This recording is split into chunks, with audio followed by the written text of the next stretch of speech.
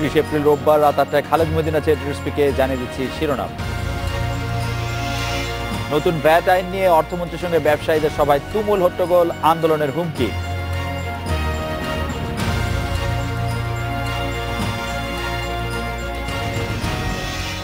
বিচার বিভাগের স্বাধীনতায় আঘাত মানবেন না, সাংঘর্ষিক আইন বাতিল করবেন প্রধান বিচারপতি।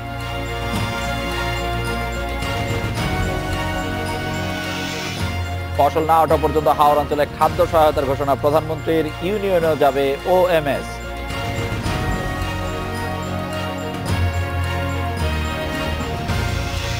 তুমুল হট্টগোলে শেষ হয়েছে বিসিসিআই আর রাজস্ব বোর্ডের 38তম পরামর্শক সভা। নতুন ভ্যাট আইনে ক্ষুদ্র ব্যবসায়ীদের স্বার্থ রক্ষা না হলে সভায় আন্দোলনের হুমকি দেয় ব্যবসায়ী ঐক্য পরিষদ। একে অধ্যত্ত চিহ্নিত করে কঠোর হাতে দমনের ঘোষণা দিয়েছেন অর্থমন্ত্রী আবুল মাল আব্দুল মুহিত।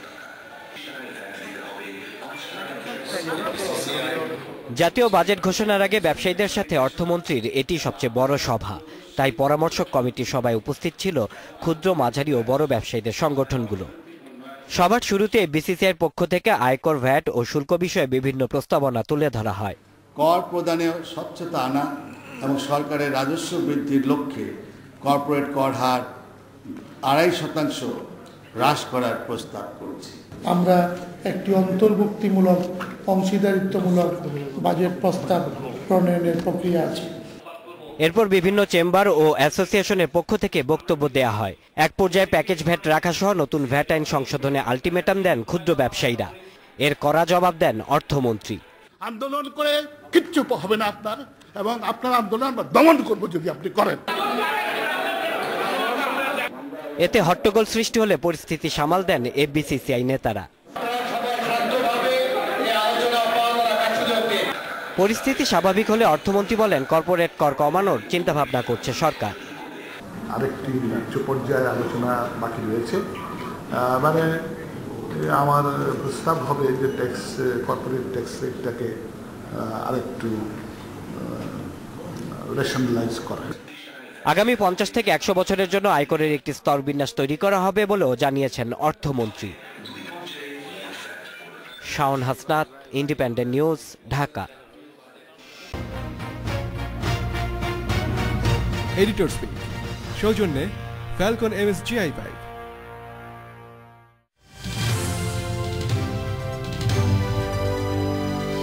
ইন্ডিপেন্ডেন্ট টেলিভিশন, 24 ঘন্টায় খবর। নতুন ভ্যাট আইন নিয়ে আলোচনার জন্য আমাদের সঙ্গে আছেন এবিসিআই সভাপতি আব্দুল মাতলুব আহমদ এবং ভ্যাট অনলাইনের প্রজেক্ট ডিরেক্টর রেজাউল হাসান। জনাব আব্দুল মাতলুব আহমদ, আপনি কি মনে করেন আজ অর্থমন্ত্রীর উপস্থিতিতেই ব্যবসায়ীদের সঙ্গে সভায় ভ্যাট আইন কার্যকর নিয়ে একটি উত্তপ্ত বাক্য বিনিময় হলো, এবং আমরা দেখতে পেলাম যে অর্থমন্ত্রীও বলে রাখলেন যে আন্দোলন দমন করবেন। ব্যবসায়ী যারা ছিলেন তাদের মধ্যে অনেকে বললেন যে তারা আন্দোলন করবেন। আপনি কি আশা করছেন এফবিসিআই যে প্রস্তাব দিয়েছে সেই প্রস্তাব মেনে একটি সকলের জন্য গ্রহণযোগ্য উপায় বার করা সম্ভব হবে? দেখুন, আজকে তো সভা ছিল কনসালটেটিভ, এবং এইগুলো সভাগুলো বেশ দায়িত্ববানরাই সবাই করেন, এবং আজকে যেখানে আলাপ আলোচনা খুব সুন্দর হয়েছিল, এবং এইখানে আমরা অনেকগুলো নতুন কিছু পাচ্ছি আমার দাবির মধ্যে, সেরকম একটা ইন্ডিকেশন পেয়েছি। যেমন কর্পোরেট ট্যাক্স কিংবা ভোক্তাদের পক্ষে যা গোলাম রহমান সাহেব বললেন, সেখানেও মন্ত্রী মহোদয় অনেক পজিটিভ সাইড দিয়েছেন। এমনকি আমরা এই যে ভ্যাটের ব্যাপারে বলেছিলাম যে 15% ভ্যাটটা খুব বেশি হয়ে যায়, অন্য অন্য চেম্বাররাও বলেছে, তারাও কিন্তু সেখানেও মন্ত্রী মহোদয় সরাসরি কিন্তু ডিনাই করেন নাই। আমার কাছে মনে হয় হয়তো উনি একটা ছাড় আমাদের দেবেন।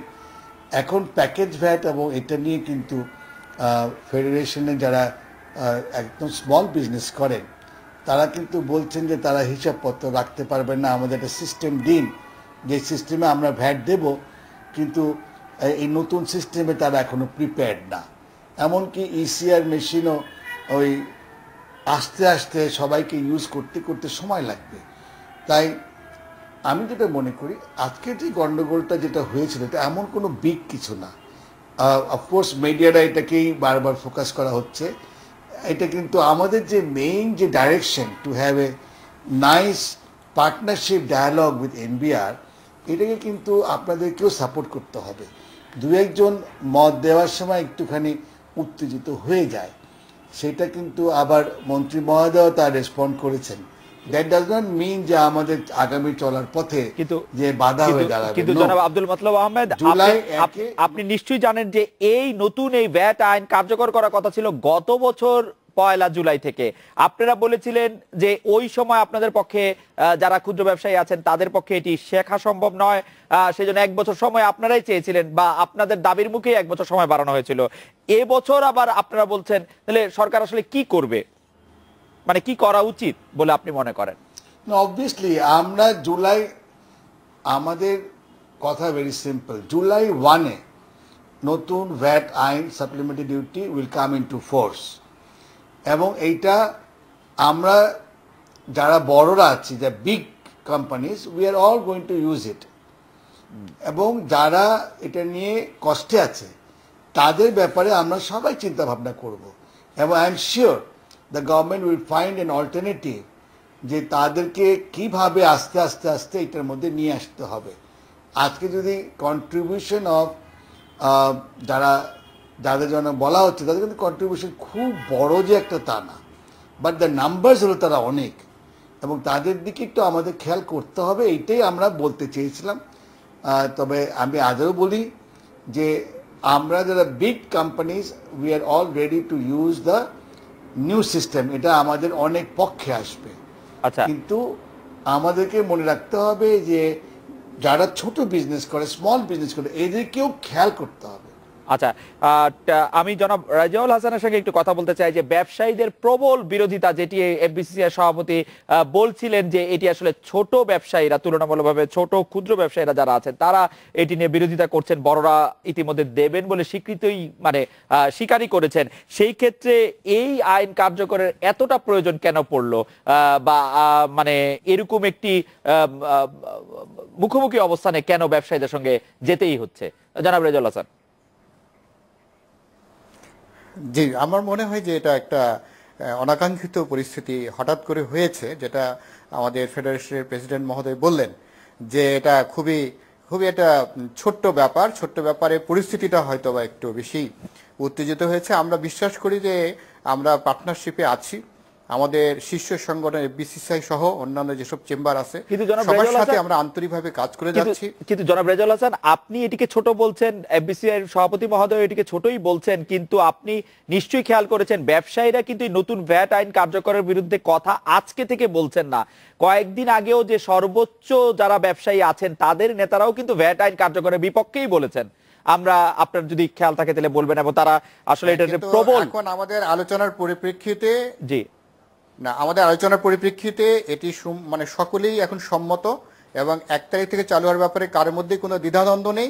শুধু ক্ষুদ্র ব্যবসায়ী যারা বলছেন যে তারা হিসাব রাখতে পারবেন না, সেই জন্য তাদের জন্য একটা প্যাকেজ ব্যবস্থা দেওয়া, এই একটা ইস্যু নিয়েই কথা, এবং ওই ইস্যুটাই আজকে আলোচনায় উঠছিল, এবং সেই পর্যায়ে এই ধরনের একটা ব্যাপার আমরা মনে করি, এবং আমরা সবসময় বলে আসছি ক্ষুদ্র ব্যবসায়ী যেটার সংজ্ঞা এফবিসিসিআই থেকে দেওয়া হয়েছে 36 লক্ষ টাকা, আমরা সেটা 30 লক্ষ টাকা পর্যন্ত মেনে নিয়েছি, এবং তাদেরকে কোনো প্রকার ভ্যাট দিতে হবে না। কিন্তু ওনারা এই কথাটিকে আমলে না নিয়ে কি কারণে বারবার ক্ষুদ্র ব্যবসায়ীর কথা বলছেন, এমনকি 80 লক্ষ টাকা পর্যন্ত 3% টার্নওভার, তাদেরও ভ্যাট নাই, টার্নওভার দিতে হচ্ছে। ফেডারেশন থেকে বলা হচ্ছে যে এটা আরো বাড়াইতে। এখন আজকের আলোচনায় অনেকে বলেন যে এটা 3 কোটি পর্যন্ত 3%, অনেকে বলেন 5 কোটি টাকা 3%, আসলে কোনটা? আমরা তো মনে করি ফেডারেশন তাদের শীর্ষ সংগঠন, তারা যেটি বলেছেন সেটিই কার্যকর হবে। তো সেই বিষয়টা সরকারের বিবেচনাধীন আছে, এবং মাননীয় অর্থমন্ত্রী সবসময় বলছেন যে এটা আমরা আপনাদেরকে বাজেটে জানাবো, এটা বিবেচনাধীন আছে, আপনারা যে দাবি করেছেন সেটা আমরা দেখব। কিন্তু ওই বিষয়টা প্রত্যেক আলোচনায় সবসময় তারা আনছেন ক্ষুদ্র ব্যবসায়ী। আমরা বলছি ক্ষুদ্র ব্যবসায়ী সংজ্ঞাটা কি, সংজ্ঞাটাতে নির্ধারণ করেছে ফেডারেশন, তারা বলছেন যে 36 লক্ষ টাকা পর্যন্ত কোনো ট্যাক্স হবে না। এরপরে তো আর কোনো কথা নাই, সেটা বিবেচনাধীন আছে, সেটাও 30 লক্ষ অলরেডি মানা হয়েছে। আমরা মনে করি যে ক্ষুদ্র ব্যবসায়ীদের উপর যেহেতু কোনো ভ্যাট নাই, সুতরাং তারা এখন 14,000 টাকা দেন, মাসে 2,000 টাকার কিছু বেশি, সেটা 28,000 টাকা করা হয়েছে বলে তারা এটা আপত্তি নিয়ে জাতীয় রাজস্ব বোর্ডে দৌড়াদৌড়ি করছেন। এখন মাসে 2,000 টাকা ভ্যাট, আমরা সবসময় বলেছি ভ্যাট কখনোই ব্যবসায়ীরা দিবেন না, ভ্যাট দিচ্ছে জনগণ, জনগণের টাকা অ্যাজ এ ট্রাস্টি ব্যবসায়ীরা এটা নিচ্ছেন, এবং সেটি তারা সরকারি কোষাগারে জমা করবেন। উনি তো ভ্যাট দিবেন না, ওনারা চাচ্ছেন যে ওনারা 2000 টাকা করে পকেট থেকে ভ্যাট দিবেন। এটি তো কোনো আইনানুগ কোনো কথা নয়, এটা আইনানুগ বা যুক্তিসঙ্গত কোনো বিষয় না, পৃথিবীর কোথাও এই ধরনের কোনো ভ্যাট নেই। সেই কারণে আমরা স্পষ্ট বলতে চাই, ক্ষুদ্র ব্যবসায়ীদের কোনো ভ্যাট নাই, মাঝারি ব্যবসায়ীদের 3% ভ্যাট, এবং যারা বড় ব্যবসায়ী তাদের জন্য, যারা 80 লক্ষ টাকার উপরে তাদের জন্য ভ্যাট। এবং আমরা অনলাইনে রেয়াত সিস্টেমটাকে কার্যকর করতে চাই, তাতে প্রতিটি স্তরে, উৎপাদন বা আমদানি স্তরে, ডিলার বা খুচরা এফবিসিসিআই এর সহসভাপতি শফিউল আলম মহিউদ্দিন যেই কথা বলেছেন যে ব্যবসায়ীদের ন্যায্য দাবি মেনে নেওয়ার আহ্বান জানিয়েছেন তিনি পরিস্থিতি শান্ত করতে গিয়ে, সেই ন্যায্য দাবিগুলি আসলে কি, তারা কি দাবি করছেন? হ্যাঁ, সেটি উনি যদি সেই ন্যায্য দাবি আমাদের কাছে আবার দেন সেটা ভিন্ন কথা, কিন্তু ওনারা যেসব দাবি দিয়েছিলেন সেগুলো নিয়ে আমরা দীর্ঘদিন 1 বছর ধরে আলোচনা করেছি, এবং আলোচনার শেষ পর্যায়ে এখন সবাই সর্বসম্মতিক্রমে 1 জুলাই থেকে এটি বাস্তবায়নে আগ্রহ প্রকাশ করেছেন।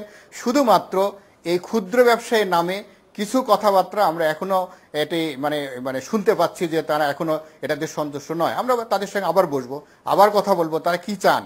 আমাদের কাছে আসলে আমরা মনে করি যে পার্টনারশিপে আমরা এগিয়েছি, এখনো সময় আছে, এখন আমরা এটা সমাধান করতে পারি। জনাব আব্দুল মাতলুব আহমেদ, আপনি কি একটু বলবেন যে আপনারা আসলে কি দাবি করছেন, যেটি ন্যায্য দাবি বলে বলছেন আপনার সহসভাপতি, সেই ন্যায্য দাবিগুলি আসলে কি? Very simple.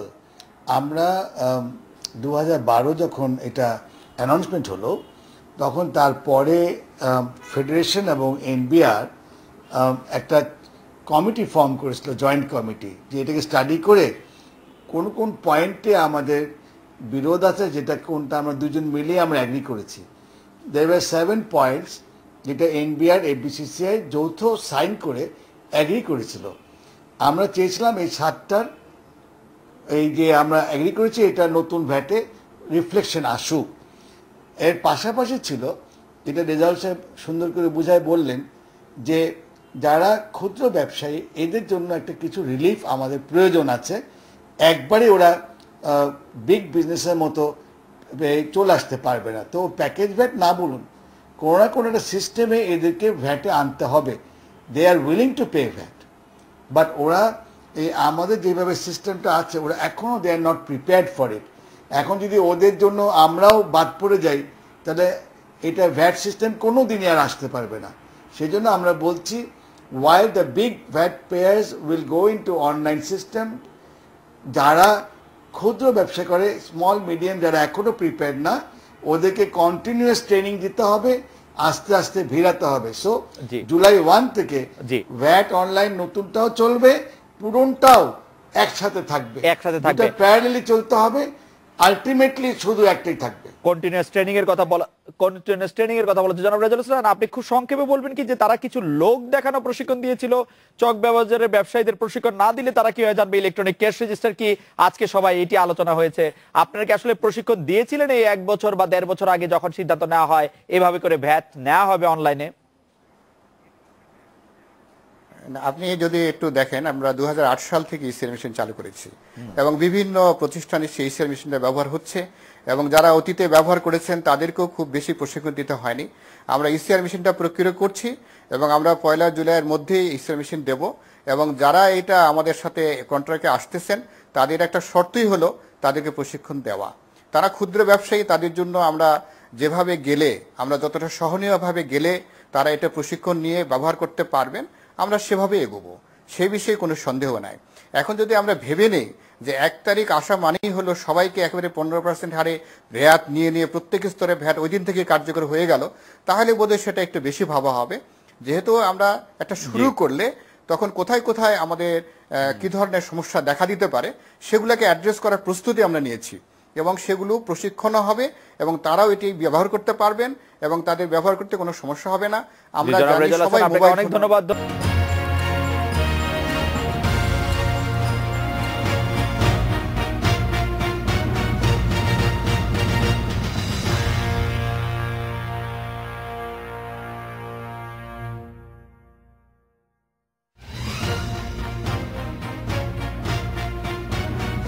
Editor speak.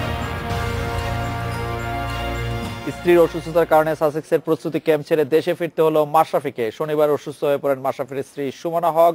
অবস্থার অবনতি হলে তাকে হাসপাতালে নেওয়া হয়। খবর পেয়ে শনিবার রাতে বিমানে ওঠেন বাংলাদেশ অধিনায়ক। স্ত্রীর অবস্থা ভালো হলে 5 মে দলের সাথে যোগ দেওয়ার কথা রয়েছে মাশরাফির। 12 মে আয়ারল্যান্ডের ত্রিদেশীয় সিরিজের প্রথম ম্যাচ, তবে এক ম্যাচ নিষিদ্ধ থাকায় সেই ম্যাচে খেলতে পারছেন না মাশরাফি। এই নিয়ে আলোচনার জন্য বার্তা কক্ষ থেকে যোগ দিয়েছেন সহকর্মী সাইফুল মজুমদার। সাইফুল, মাশরাফি আজ ফিরেছেন, তার স্ত্রী কি অবস্থা? অনেকেই ধারণা করছিলেন যে কোনো কারণে, অন্য কোনো কারণে মাশরাফি সফরের মাঝখানে ফিরে এলেন কিনা। মাশরাফি যদি খবর হয়, এখন হঠাৎ যদি কোনো খবর হয়ে থাকে, সেক্ষেত্রে একটা আতঙ্ক কাজ করে যে শ্রীলঙ্কা যখন হঠাৎ অবসর নিয়েছেন, তারপর মনে হয় যে এই ধরনের কোনো ঘটনা হয়েছে কিনা। বিসিবির সঙ্গে কথা হয়েছে, বিসিবির পরিচালক এবং মিডিয়া কমিটির চেয়ারম্যান জালাল যেটি বলেছেন, ওই ধরনের কোনো কারণ নেই, সম্পূর্ণ ব্যক্তিগত কারণ। তার স্ত্রী অসুস্থ হয়েছেন গত শনিবার, এবং এখন পর্যন্ত আমরা যতটুকু জানি যে মোহাম্মদপুরে একটি হসপিটালে তাকে ভর্তি করানো হয়েছে গতকাল থেকে, এবং এখন পর্যন্ত অবস্থার খুব একটা উন্নতি হয়নি। হসপিটালে আছেন, বাচ্চাও অসুস্থ আছে, সেই বাচ্চাও সেই হসপিটালে আছে। যেটা আপনি বলছিলেন যে অন্য কোনো কারণ, আসলে অন্য কোনো কারণ নেই, জাস্ট তার স্ত্রী এবং তার বাচ্চা অসুস্থ হওয়ার কারণেই তাৎক্ষণিকভাবে হঠাৎই সেই সাসেক্সের প্রস্তুতি ম্যাচ ছেড়ে বাংলাদেশে ফিরতে হয়েছে। বাংলাদেশ দল কি মাশরাফির যতদিন উপস্থিত হতে পারবেন না সেই সময়ের জন্য কোনো ক্যাপ্টেনের নাম ঘোষণা করেছেন যে এই সময় বাংলাদেশকে অধিনায়কত্ব করবেন? যেহেতু ওয়ানডের অধিনায়ক মাশরাফি এবং সহ অধিনায়ক সাকিব আল হাসান, সাকিব এই মুহূর্তে আইপিএল খেলতে কলকাতায় আছেন, সুতরাং সাকিবের সম্ভাবনা নেই, এবং সেক্ষেত্রে তামিম কিংবা মুশফিকের এদের যে কোনো একজনের সম্ভাবনা আছে। এখন পর্যন্ত টাইগার ম্যানেজমেন্টের সঙ্গে কথা বলেছি, তারা এখন পর্যন্ত বলেনি, যেহেতু ম্যাচের আরও সময় আছে, তারা ম্যাচের আগে সিদ্ধান্ত নেবেন। তবে সেক্ষেত্রে তামিমের সম্ভাবনা থাকছে। তামিম এই কালকে প্রস্তুতি ম্যাচে যেটি আছে ডিউক অফ নরফোকের সঙ্গে, সেখানে ওই ম্যাচে বাংলাদেশকে নেতৃত্ব দেওয়ার কথা রয়েছে তামিম ইকবালের। সাইফুল, আপনাকে অনেক ধন্যবাদ। এই ছিল আজকের রেডিও স্পিকে আমন্ত্রণ আমাদের পরের আয়োজনে। মিজান, ফসল না ওঠা পর্যন্ত যে হাওর অঞ্চলে খাদ্য সহায়তার ঘোষণা প্রধানমন্ত্রী দিয়েছেন, ইউনিয়ন পর্যায়েও যে ওএমএস বিতরণের ঘোষণা দিয়েছেন, সেটি আসলে করার জন্য প্রশাসন কতটা প্রস্তুত? কারণ হাওরে বিপুল সংখ্যক লোক ক্ষতিগ্রস্ত হয়েছে, তাদের যদি এতদিন ধরে খাদ্য সরবরাহ করে যেতে হয়, তাহলে সেটি করার জন্য স্থানীয় প্রশাসনের পরিকল্পনাটি কি? দেখুন, প্রধানমন্ত্রী আজকে ঘোষণা দিয়েছেন যে ওএমএস এর যে বিষয়টি, সেটি ইউনিয়ন পর্যায়ে বৃদ্ধি করার জন্য তারা বলেছেন যে ডিলার নিয়োগ দিতে এবং এটাকে কিভাবে সুষ্ঠুভাবে এগিয়ে নেওয়া যায় সেই দিক থেকেই তিনি মূলত বলেছেন। এবং তার আগে স্থানীয় প্রশাসনের পক্ষ থেকে বলা হয় যে প্রধানমন্ত্রী আসলে যে নির্দেশ দেবেন সেই নির্দেশ মেনেই তারা কাজ করবেন। তবে নির্দেশ যেহেতু আজকে এসেছে, এটা এখনই বলা যাবে না যে কার্যক্রমটা কিভাবে তারা বাস্তবায়ন করবে। তবে প্রধানমন্ত্রী তো বলেই দিয়েছেন যে ডিলার নিয়োগ হবে, সংশ্লিষ্ট কর্মকর্তা নিয়োগ হবে, অর্থাৎ একটি সুষ্ঠু পরিকল্পনা। সেটি তো ওএমএস এর ক্ষেত্রে, কিন্তু ফসল না ওঠা পর্যন্ত হাওর অঞ্চলে খাদ্য সহায়তার কথা যেটি প্রধানমন্ত্রী বলছেন, হাওর অঞ্চলে যারা ক্ষতিগ্রস্ত আছে তাদেরকে খাদ্য সহায়তা এখনো দিয়ে আসছে প্রশাসন, কিন্তু এত দীর্ঘ সময় দিতে হলে প্রশাসনকে একটি আসলে পরিকল্পনা নিতে হবে, প্রশাসনকে বিভিন্ন রকম স্ট্র্যাটেজি করতে হবে। সেগুলি মানে আজকে প্রধানমন্ত্রী নির্দেশ দিয়েছেন, সেটি ঠিক আছে, কিন্তু কবে নাগাদ এই কৌশল প্রণয়ন করবেন বা কিভাবে করবেন প্রশাসন?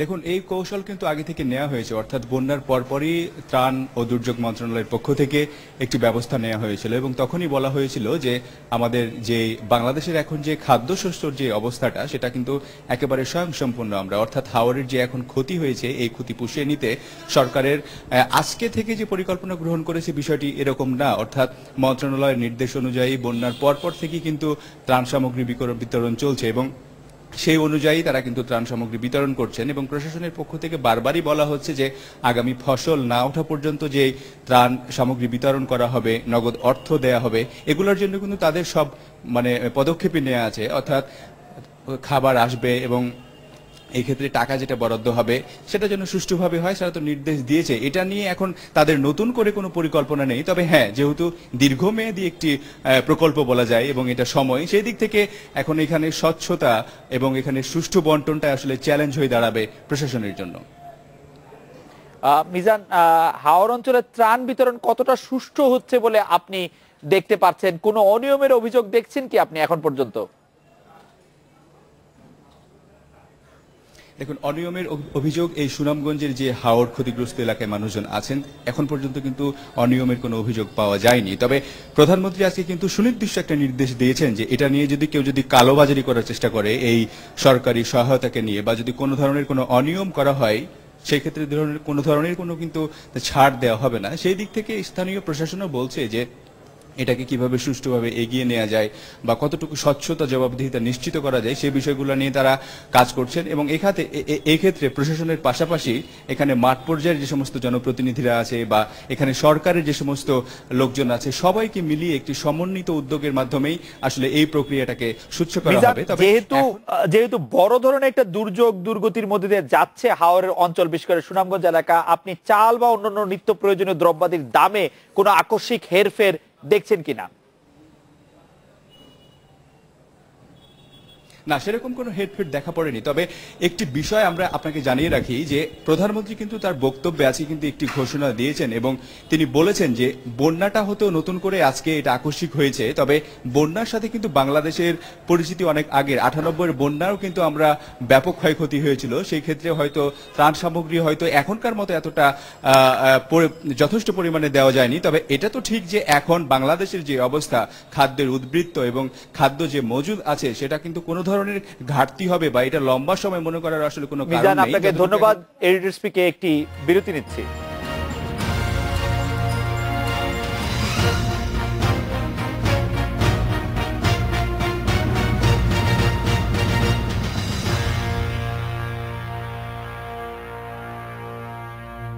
এবং সেগুলো প্রশিক্ষণও হবে এবং তারাও এটি ব্যবহার করতে পারবেন এবং তাদের ব্যবহার করতে কোনো সমস্যা হবে না। আমরা অনেক ধন্যবাদ জনাব আব্দুল মাতলুব আহমেদ। আপনাকেও এডিটর স্পিকে নিচ্ছি একটি বিরতি।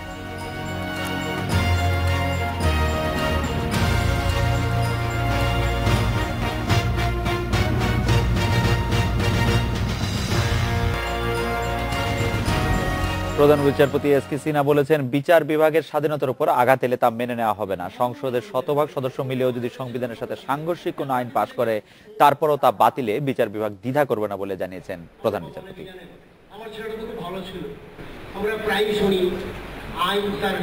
দেশের আদালতগুলোতে মামলার বেশিরভাগই দেওয়ানি বা ভূমি বিরোধজনিত। তবে ভূমি আইন নিয়ে বিশেষায়িত কোনো বিভাগ এতদিন কোনো বিশ্ববিদ্যালয়ে ছিল না। জগন্নাথ বিশ্ববিদ্যালয়ে প্রথমবারের মতো চালু হলো ভূমি আইন ও ব্যবস্থাপনা বিভাগ। উদ্বোধন করেন প্রধান বিচারপতি সুরেন্দ্র কুমার সিনহা।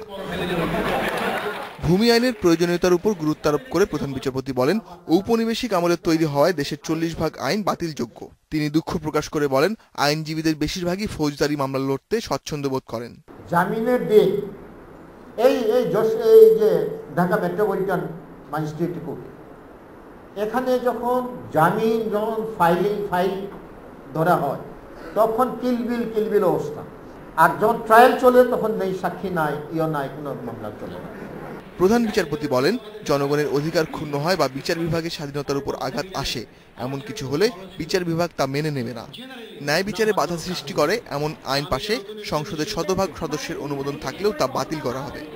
প্রত্যেকটা সংশোধনী যেগুলা সংবিধানের যে কোনো স্তম্ভের বিরোধিতা হয়েছে, বিবাদ হয়েছে, সেইগুলাকে আমরা ভয়ের ডিক্লেয়ার করেছি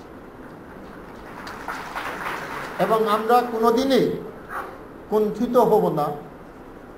ভবিষ্যতেও যদি এরকম কোনো আইন হয়, সংবিধানের হোক অথবা অন্য কোনো আইনের হোক, দেশকে আত্মমর্যাদাশীল করতে হলে আইনের শাসনের বিকল্প নেই বলে মত দেন প্রধান বিচারপতি। এই জন্য তিনি প্রত্যেককে যার যার অবস্থান থেকে এমনকি সরকারকেও আইনের শাসন মেনে চলার পরামর্শ দেন। Ashik Hossain, Independent News, Dhaka. বিচার বিভাগের স্বাধীনতা নিয়ে আলোচনার জন্য আমাদের সাথে যোগ দিয়েছেন চট্টগ্রাম বিশ্ববিদ্যালয় আইন অনুষদের ডিন জনাব এ.বি.এম. আবু নোমান। জনাব এ.বি.এম. আবু নোমান, প্রধান বিচারপতি একটি কথা আমাদের জানিয়েছেন আজকে, যদি সংবিধানের সাথে সাংঘর্ষিক বা বিচার বিভাগের উপর স্বাধীনতার উপর যদি কোনো আঘাত আসে তাহলে তা মেনে নেওয়া হবে না, এবং সংবিধানের উপর সাংঘর্ষিক কোনো আইন হলে তা বাতিল করে দেওয়া হবে। আমাদের দুটি প্রশ্ন, সাম্প্রতিক কোনো আচরণে, সরকারের কোনো পদক্ষেপে কি প্রধান বিচারপতির এমন মনে হচ্ছে কিনা যে বিচার বিভাগের স্বাধীনতার উপর আঘাত আসছে?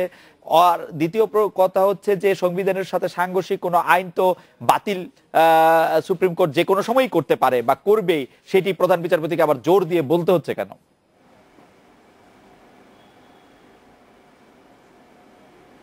ধন্যবাদ আপনাকে চমৎকার একটি প্রশ্ন করার জন্য। আসলে আমরা ইদানিংকালে যেটি আমরা দেখতে পেয়েছি সেটি হচ্ছে যে আসলে প্রধান বিচারপতি এমন কিছু বক্তব্য করেছেন যেটা নিয়ে হয়তো সাধারণ মানুষের মধ্যে মনে হতে পারে যে সরকারের সাথে প্রধান বিচারপতির এক ধরনের একটা বিরোধ তৈরি হয়েছে, এবং আপনি যথার্থই বলেছেন আমাদের সংবিধানেও কিন্তু এই ধরনের বিধান আছে যে আমাদের সংবিধানের সাথে সাংঘর্ষিক কোনো আইন যদি তৈরি হয় সেটি জুডিশিয়াল রিভিউর মাধ্যমে চাইলে আমাদের সুপ্রিম কোর্ট যে কোনো সময় বাতিল করতে পারে। কিন্তু এই বক্তব্যের মাধ্যমে আমার মনে হয় যে এক ধরনের একটা আস্থাহীনতা তৈরির পরিবেশ তৈরি হতে পারে বলে আমি মনে করছি। কারণ আপনি দেখুন সংবিধান এর 3টি অঙ্গ রয়েছে, আইন বিভাগ, বিচার বিভাগ এবং নির্বাহী বিভাগ।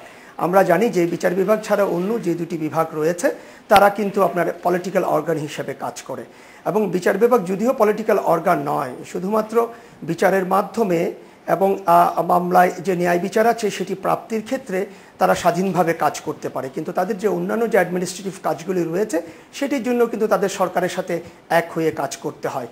সেজন্য আসলে এখানে বিচার বিভাগ এককভাবে অনেক সময় ন্যায় বিচার নিশ্চিত করতে পারে না, কারণ ন্যায় বিচার প্রদানের যে প্রক্রিয়া সেখানে অন্যান্য বিভাগ যেগুলি রয়েছে তাদের একটু পারস্পরিক সহযোগিতা প্রয়োজন রয়েছে। এবং আমরা আইনের ছাত্র হিসেবে জানি যে এই যে আমরা বলছিলাম যে সেপারেশন অফ পাওয়ার, যে ক্ষমতার যে স্বতন্ত্রীকরণ আপনার, সেটি পূর্ণাঙ্গ স্বতন্ত্রীকরণ কিন্তু সম্ভবপর নয়। সেজন্য একটি গণতান্ত্রিক রাষ্ট্রে যদি ন্যায় বিচারকে আমরা একটি ইন্ডিকেটরস ধরি তাহলে এই ন্যায় বিচার প্রধানের যে প্রক্রিয়াগুলি আছে এবং যে পদ্ধতিগুলি আছে এবং যে প্রতিষ্ঠানগুলি আছে সেটাকে সবাইকে একযোগে কিন্তু আপনার কাজ করতে হবে। এবং আমি শুরুতেই যেটা বলেছিলাম যে প্রধান বিচারপতি যখন এই ধরনের একটি বক্তব্য করেন তখন সাধারণ মানুষের মতে মনে হতে পারে যে আসলে প্রধান বিচারপতি, সংসদ এবং বিচার বিভাগের মধ্যে এক ধরনের একটা বিরোধপূর্ণ পরিবেশ তৈরি হয়েছে। এজন্য আমরা মনে করছিলাম যে আসলে সে ধরনের কোনো বিরোধপূর্ণ পরিবেশ হতে পারে, যে সাম্প্রতিককালে কিছু আপনার সুপ্রিম জুডিশিয়াল কাউন্সিলের কথা আপনি ধরেন, অথবা যে বিচারপতিদের যে অপসারণের প্রক্রিয়া সেটি নিয়েও কিন্তু, যদিও এই বিষয়টি এখন আমরা জানি যে এপিলেট ডিভিশনে পেন্ডিং, কিন্তু তারপরেও এগুলি থেকে যখন এই ধরনের একটি বক্তব্য প্রধান বিচারপতি দেয় তখন কিন্তু সেটি এক ধরনের আস্থাহীনতার পরিবেশ তৈরি হতে পারে বলে আমি মনে করছি। এবং সর্বশেষ আমি যেটা বলতে চাই যে সেই বিষয়টি হচ্ছে আমাদের সংবিধান, আপনি যদি দেখেন এই সংবিধানে যে জুডিশিয়াল রিভিউর যে বিধান আছে সেটি হচ্ছে সংবিধানের সাথে সাংঘর্ষিক কোনো আইন সেটিকে যে কোনো সময় চ্যালেঞ্জ করা যাবে, এবং সেটি যদি প্রমাণিত হয় তাহলে আমাদের সুপ্রিম কোর্ট সে আইনকে বাতিল করতে পারে। তাই আমি আসলে যেটি বলতে চাই সার্বিকভাবে সেটি হচ্ছে একটি গণতান্ত্রিক দেশে এই বিচার বিভাগ তার যে নিরপেক্ষতা, তার যে সততা, এটির মাধ্যমে যদি স্বাধীনভাবে ন্যায় বিচার নিশ্চিত করতে চায় তাকে যেমন স্বাধীনভাবে কাজ করতে হবে এটি যেমন ঠিক, আবার এটিও ঠিক যে সরকারের অন্যান্য যে বিভাগগুলি রয়েছে সেই বিভাগগুলির সাথে তাকে একসাথে হয়ে কাজ করতে হবে। আবার সরকারকেও এটি ভুলে গেলে চলবে না যে সরকার যেমন রাষ্ট্র পরিচালনা করে সেভাবে সরকারের উচিত হবে বিচার বিভাগের যে ন্যায় বিচার প্রদানের যে পদ্ধতিগুলি রয়েছে সেই পদ্ধতিগুলিতে কোনোভাবে হস্তক্ষেপ করা তাদের উচিত হবে না। তাহলে সার্বিকভাবে যদি আমরা বিচার বিশ্লেষণ করি তাহলে আমরা এই কথাটাই বলতে পারি, সেটি হচ্ছে প্রধান বিচারপতি সহ আমাদের ঊর্ধ্বতন আদালতের যে সমস্ত বিচারকরা রয়েছে তারা তাদের বিচার কার্য পরিচালনায়, এমনকি নিম্ন আদালতের বিচারকরা তাদের বিচার কার্য পরিচালনায় সম্পূর্ণভাবে স্বাধীন, এটি কিন্তু রাষ্ট্রকে নিশ্চিত করতে হবে। আপনি যদি সাম্প্রতিককালে দেখেন, এবং সেটি নিশ্চিত করার ক্ষেত্রে আমাদের বর্তমান সরকার কিন্তু বদ্ধপরিকর। আপনি 2007 সালে দেখেন যে বিচার বিভাগকে পৃথকীকরণ করা হয়েছে, এখন শুধুমাত্র আইনের যাদের ডিগ্রি আছে তারাই কিন্তু আপনার বিচারক হিসেবে নিম্ন আদালত এবং উচ্চতর আদালতে কাজ করছে, যেটি 2007 সালের আগে কখনো সম্ভবপর হয়নি। আপনি দেখেন বিচার বিভাগের যে সমস্ত বিচারকরা রয়েছে লোয়ার জুডিশিয়ারিতে তাদের জন্য আলাদা পে স্কেল এবং কমিশনের ব্যবস্থা করা হয়েছে, তাদেরকে নিয়োগের ক্ষেত্রে আলাদা আপনার কমিশন করে নিয়োগ পদ্ধতি করা হচ্ছে আপনার। এগুলি কিন্তু সরকারের বিচার বিভাগের স্বাধীনতা নিশ্চিত করার ক্ষেত্রে বিভিন্ন পদক্ষেপের কথা আমরা উল্লেখ করতে পারি, এবং এটি কিন্তু খুব আশার বিষয়। এবং কিছুদিন আগে আমাদের প্রধানমন্ত্রীও বলেছেন যে উনি সুপ্রিম কোর্টে যখন আপনার বিচারক এবং অন্যান্য আইনজীবীদেরকে যখন অ্যাড্রেস করছিলেন যে উনি বলেছেন যে আসলে এক বিভাগ অন্য বিভাগের প্রতি দোষারোপ করে নয়, সেটা হচ্ছে তারা পারস্পরিকভাবে তাদেরকে আস্থায় নিয়ে কাজ করতে হবে। উনি যদিও সাধারণভাবে কথাটি বলেছেন, কিন্তু আপনারা জানেন যে এটি কিন্তু গণতান্ত্রিক পদ্ধতিতে এবং গণতান্ত্রিক সমাজ ব্যবস্থায় এটি কিন্তু চমৎকার একটি কথা, এবং এই তত্ত্বই কিন্তু আমাদের বিভিন্ন আপনি চমৎকার করে দুটি বিভাগের মধ্যে পারস্পরিক সম্পর্ক এবং নির্ভরশীলতার কথা বলেছেন। আপনাকে অনেক ধন্যবাদ। এই স্পিকে এটি বিরতি নিচ্ছি।